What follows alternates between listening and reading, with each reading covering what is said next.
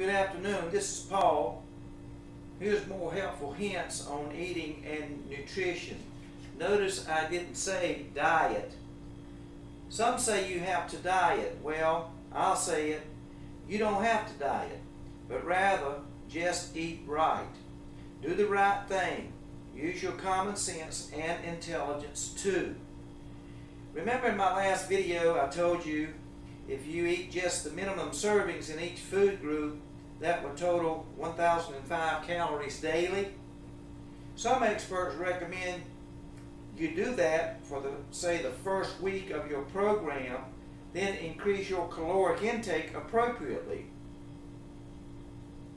In general, daily caloric intake should be 1,600 calories for most women and older adults.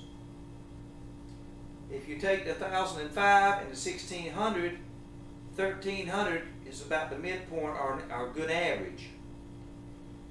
But in regards to 1,600 calories, if you eat 3 meals a day, that would be 533 calories per meal. If you eat 4 meals a day, that would be 400 calories per meal. Another thing you can do is compute the total calories in an item, then divide it appropriately. For example, let's take the number of servings and multiply it by the calories per serving to get the total calories. Remember the mixed vegetables from yesterday?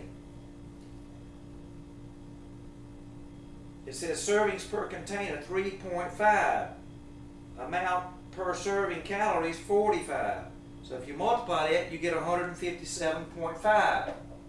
That's no problem because it's a vegetable. Let's take a look at something that I like, corned beef hash. This little can will provide you with 2 servings. Each serving 390 calories. That's a total of 780 calories in that can. Another good product, actually a bad product for you if you eat too much, is beef stew. This can contains 2.5 servings. Each serving is 330 calories. That's 825 calories. Now, once you get the total number of calories, you can divide that item any way you want. For example, with the corned beef hash and the beef stew, I'd recommend dividing it into probably about 7 servings, cutting the calories per serving to 111 and 117 respectively. Try to keep calories per serving near 100. Now, yesterday I told you about the 1/2 cup recommendation on the vegetables. I still say that. My sister pointed out that some experts recommend a deck of cards. As you can see, a deck of cards, 1/2 cup. Here's a soap dish. Another idea I had, put it in there. It's a little bit bigger than a deck of cards, and it'll hold your deck of cards. Kentucky Fried Chicken has these little things. You've probably seen them. And of course, the cup will fit right in there, a little bit bigger than a 1/2 cup. But it's pretty close.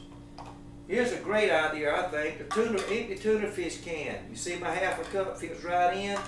So the empty tuna fish can, and tuna fish, of course, is good for you.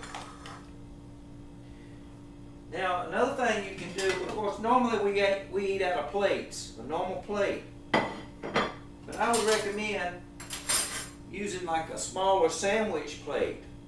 It won't hold as much food. Or you can use a big saucer. Or ideal is a paper plate.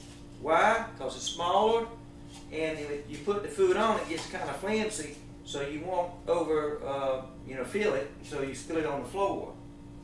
Now another good thing is to take a TV dinner tray. After you've eaten it, wash it and save it, and you get small portions here with your main meal a little bit bigger.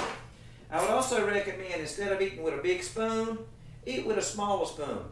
That way it makes you psychologically believe that your food is going that much farther.